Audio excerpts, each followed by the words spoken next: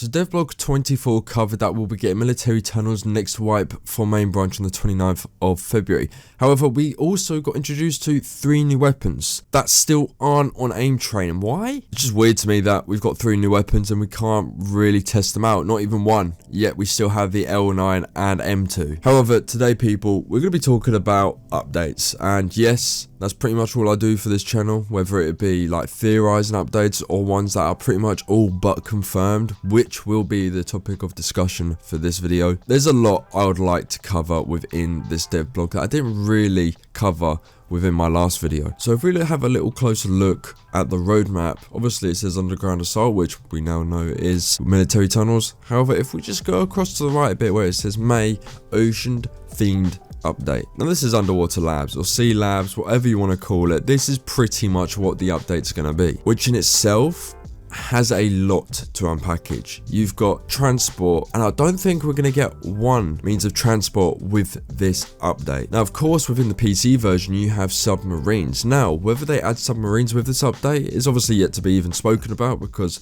we still have military tunnels up and coming. Thing is that is good with underwater labs is that it's not a moving monument like the ones that we have already, which is obviously cargo. So there's going to be less optimization on the actual server and the map that you're going to be playing on.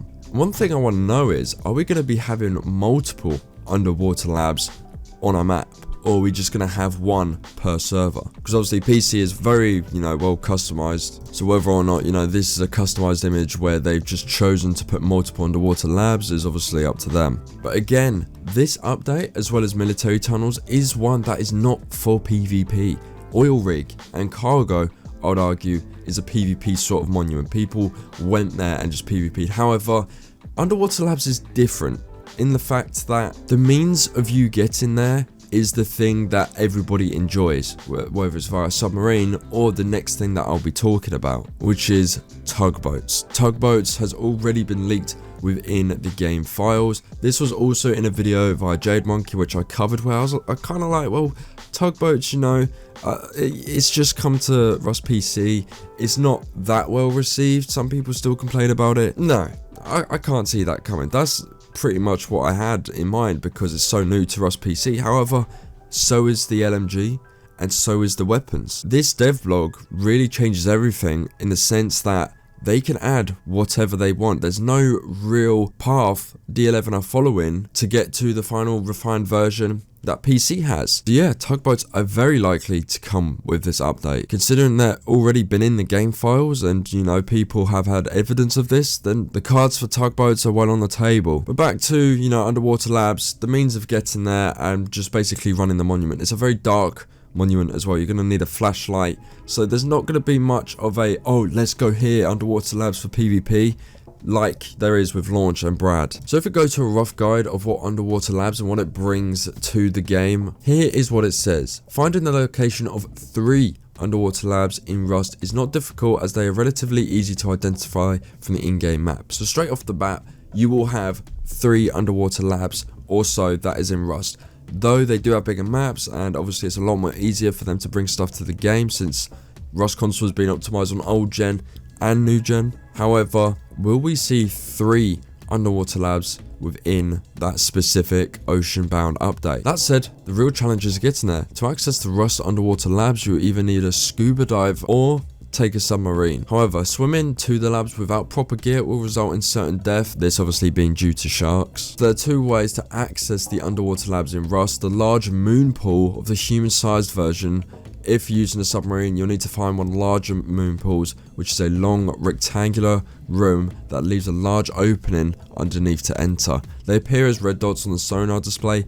Once found, go beneath it. The red dot will increase in size, signaling that you can begin to rise. So basically, as I was saying, the means of you getting there is the real challenge and what you're going to enjoy. It's not going to be PvP or anything like that. And the fact that there's, the possibility of having 3 of these monuments within the map is great, because it's one of those that is so challenging to kind of just run in itself. The last thing you want to do is have in the back of your mind that there's going to be about 50 scuba tanks coming up to the exact same monument that you're at. So submarines, I think it's pretty much a given that these are going to come to the game.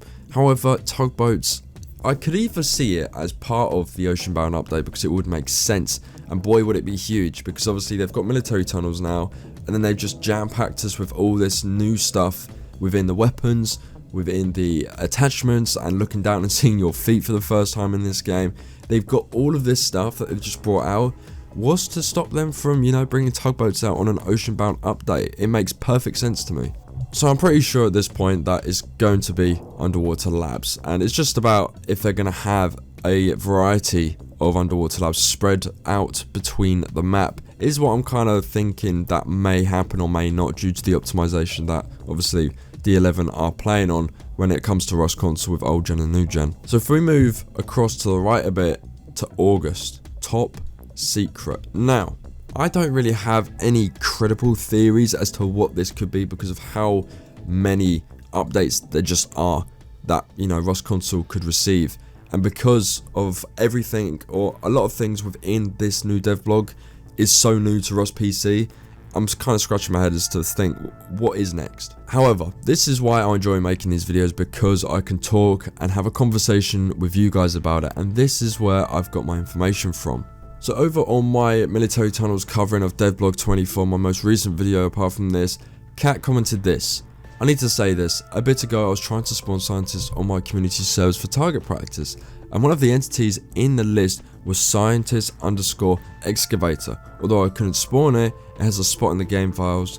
Pretty interesting.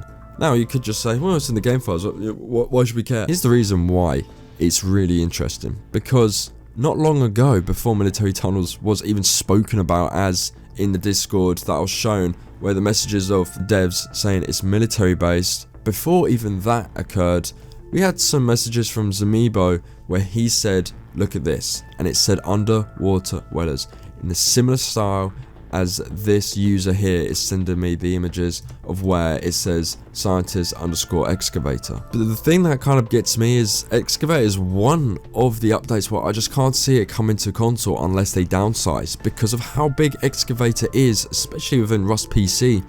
It's insane the amount that will take up and the amount of optimization that will have on both gens. I just couldn't see it working, and if D11 were able to pull that off, then hell, I'll be giving them another round of applause. But the fact that scientist NPC_excavator is in the game files is very interesting, because we had underwater weller, look where that led to, mill tunnels. This update is 6 months away, so hell, if I'm still making videos 6 months later down the line and we see suddenly excavator is coming within August as the top secret update, then I don't know what to say. I just think it was worth throwing in there that it's very, very interesting that we had underwater weller and that became, you know, a reality within this game. Excavator could well be, you know, on the table for updates to come to this game, as much as I disagree with it coming, because I just cannot see it coming because of the optimization of new and old gen. Whether or not they will cover, if there'll be a new gen only version of this game, I do not know. But if anyone has any information on excavator scientists, anything further on from what I've explained in this video here, or anything else different,